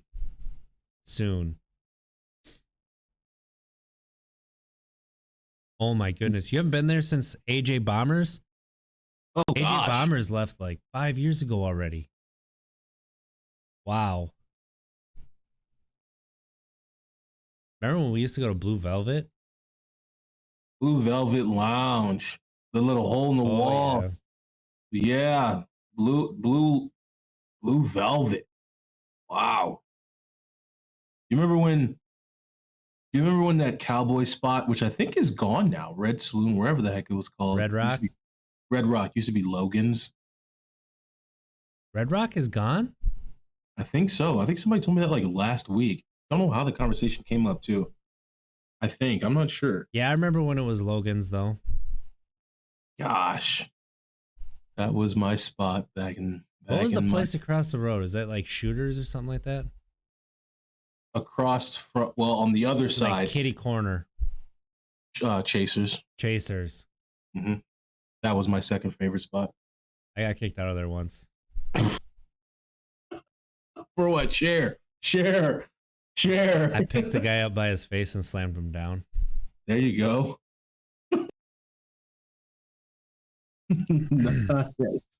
Nice. We do not condone violence here. Oh, I remember that night too, Cody. That was a good night. Nice. Going with, yeah. That was like right when Ashley and I started dating, I think. It wasn't too far after. That was the first night we went out together. Man, I'm trying to think of some stories at some bars. Oh, gosh. The Royals fan that was ready to throw down. Where was it You at? guys were arguing about baseball. Probably. Dude, if you're going to step up, you better be able to keep up. You know what I'm talking about? He's a Royals fan. He says that Sorry. I diffused the situation by commenting on his hat. I was a good drunk at that point then. I probably had just the perfect amount to drink that I could still do that. To show you just how crappy the Brewers are. If you get in an argument with the Royals fan, Cardinals fans don't get into arguments with Royals fans. You don't. A lion doesn't care about what a sheep thinks. That's just what it is. The Royals, they won World Series. Yeah, back in like 2014, maybe 13. They have more World Series since the Cardinals won their last World Series. But they don't have as many World Series as the Cardinals. Yeah, I was hoping for it to be Highway 70 World Series. The place around the bend from the Vintage, near Mad Hatter. Around the bend from Mad Hatter? From Vintage. So you walk around Vintage near the Mad Hatter. Where's Vintage? Vintage is on Johnson. Yes, Mad Hatter, Johnson. Mad Hatter used to be across from Chasers, right? It used to be there. He turned it to Danny's Pub, I think. Yes. That was at Chasers, I'm pretty sure. Caddy corner from Wando's. That is Vintage. Yeah, Vintage. They have the lawn chairs and stuff outside and that fence. Yep. That's Vintage. I got jumped right across the street there. Right. Yeah, Cody says it was at Chasers. I thought so. Nitty. Luckily, I look like every white guy, so I got kicked out of there, and then they couldn't remember what I looked like, and I got let back in. Nice. Chasers, literally, man. I think the last time I was at Chasers, they took me behind the bar, and I was serving drinks. Did they make you pay for them? That's good. I mean, I should get expensive quick. NCAA's gonna come down hard on me. You remember the night? You remember the night that we took Kendra out to Chasers? And we were sitting there. We're doing shots. She tried to keep up with me. Was I with you? Yeah. I must have been plastered. That was what were her and Kendra up for, or Sean up for? I don't even remember what they were up for. It might have been a game. No, because it was spring. It was springtime because I had a softball tournament. And I was supposed to go home. Ariana's graduation? I did not go home. No, I was done drinking by that point. That's right. Yeah, what was she? She's probably just visiting. He's paid for many drinks in Madison, Dan. Many, Dan the man. Many. Yeah. Cody, do you remember that night we went to Ian's and that dude got into a fight with his girlfriend? And I told him, yeah, you probably fucking deserve it. And then he hit my pizza out of my hand. Ian's is such a shithole after bar time. Excuse my language, but it is. There's no other way to explain it. Just a wasteland of wasted zombies. Oh yeah. So Dan had to stop me. Because I was ready to like go after him and yell at him, and Dan's like, dude, that guy is like 3 times the size of you. You need to turn around and shut up. And I'm like, but my pizza. I want my pizza. I don't know why I remember that. Because I got pretty done in that night too. Do you remember Dan the man? Speaking of food trucks, JD's. Is that what it's called? JD's Chicken? Man. Oh man, oh man, oh man. Dan the man, you gotta know. Right. Sounds about right. I probably went in there for a shot. I'm like, I need a shot after this because I didn't get my pizza. Dan the man, you gotta know. You gotta know JD's food truck, man. That chicken sandwich was life. I never heard of it either. I never heard of it. Let me see if I can pull up a picture. So the food truck used to sit literally right across the street from Wando's, and caddy corner from Ian's Pizza, and then they moved. And actually, obviously, food truck is the stage one, and they obviously made enough money to get a actual location, and they were under Aberdeen, under the Aberdeen Apartments, which the Aberdeen Apartments is right next Did to. you just hit yourself in the head to remember that? Yeah, Aberdeen Apartments is right next to La Ciel, or no, that's LaVille Apartments, whatever. Not too far from Equinox Apartments and all that jazz. But anyways, enough of that. Brick House Barbecue was my spot every single day. Food and alcohol. So glad, RJ, we are not those same people. Oh, you went to Silvermine Subs? Oh, Yeah, I know. I lost my debit card there. I know all the places to go when you're drunk. That home steak sandwich. I don't know what I got. I'd get the home steak. Oh, I like how we're kind of glorifying our alcoholism. Necessarily. Cody says he walking out of the bathroom hearing a girl scream, "It's your birthday!" I remember that. I'm pretty sure that was at Blue Velvet. And he's like, I could not see her. My vision was gone past 10 feet. Oh, I know that feeling. We are not glorifying drinking. We are just sharing stories. Sharing stories, and we're at a good place right now to where we're able to. Domino's. So I used to live at Equinox.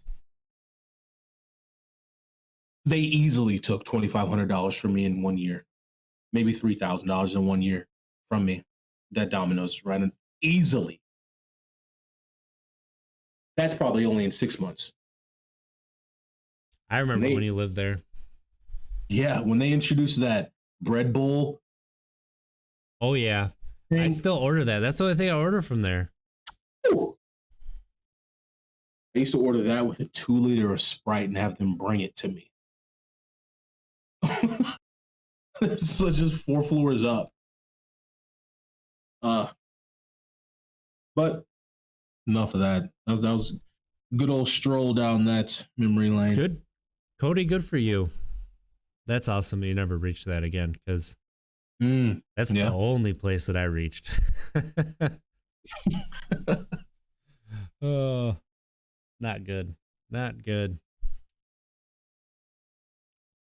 As we always say, though, ending these stories, at least we're lucky to have caught the pattern. True. This early. We got delirium beer that night. Oh man, we walked ways. That was all the way down Paul's Club. All the way down. Like, I remember every time we walked there, I'm like, I don't remember it being this far.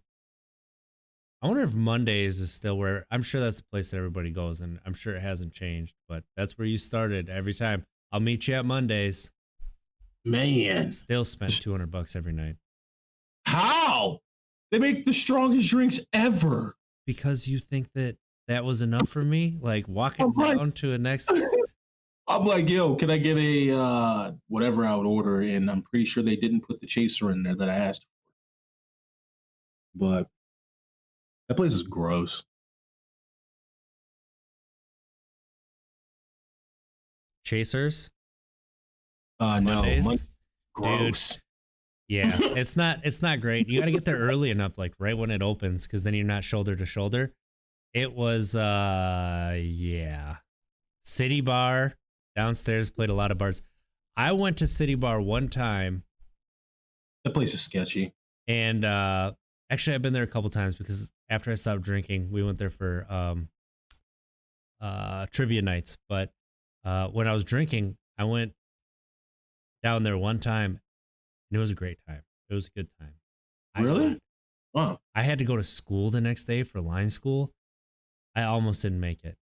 I got so hammered. So hammered.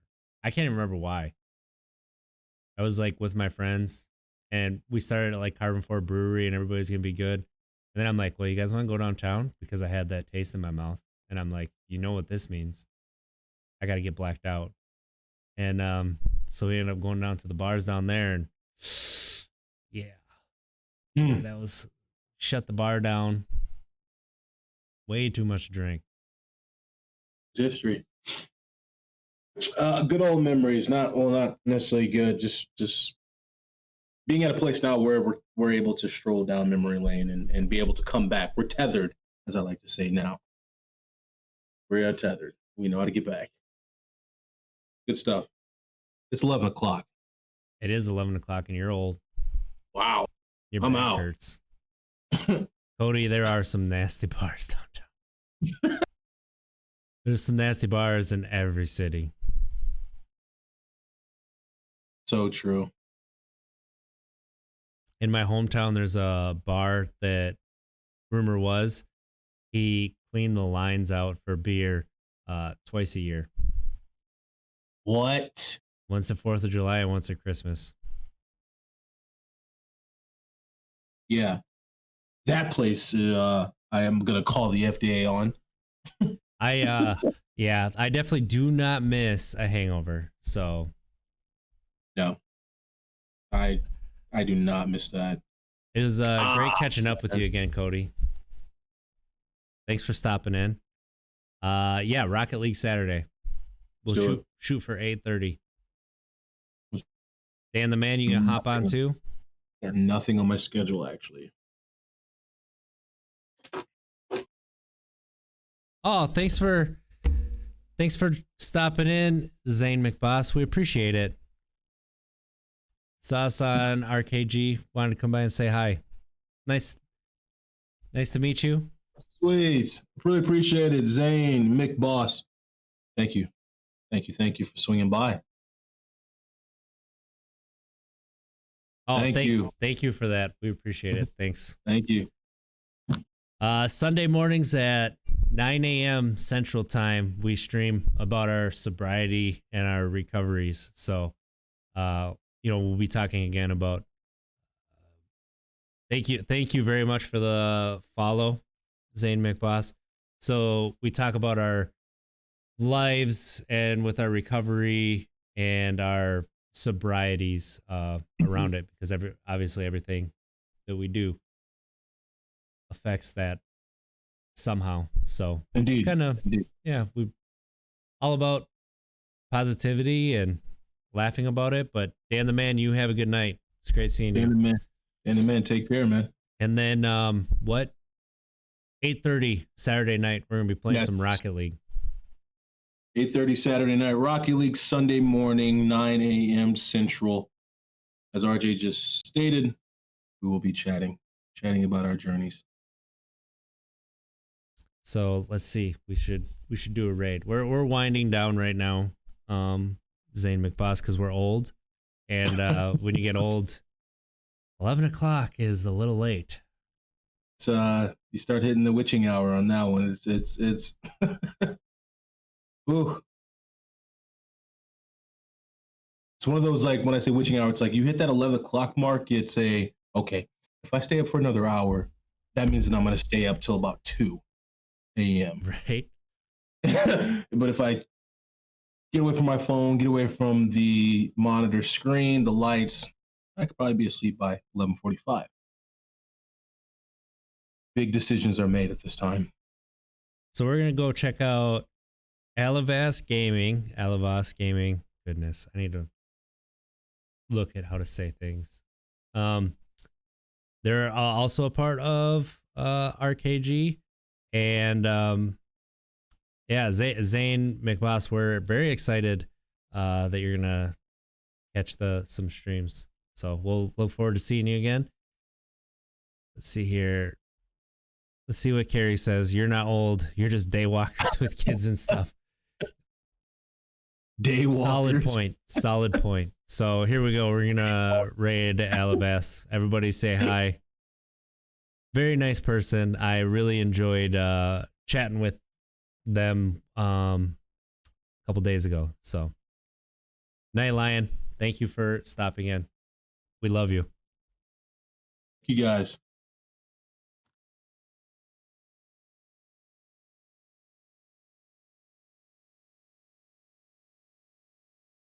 Let's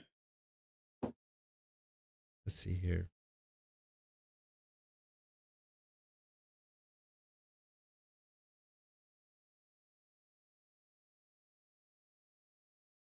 Did it go through?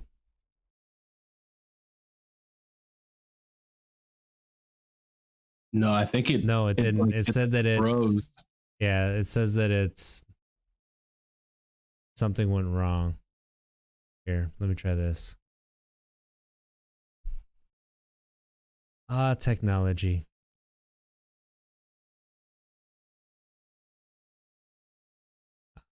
I love that Zane McBoss brought that up. The the command. Why won't it work? Oh my goodness, no.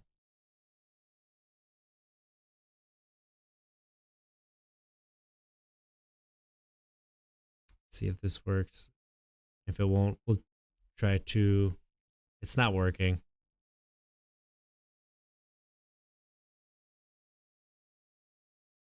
Ah, there it goes. All right, it went. It went? Yeah, yep. They are playing Dead by Daylight. Yep, there we go.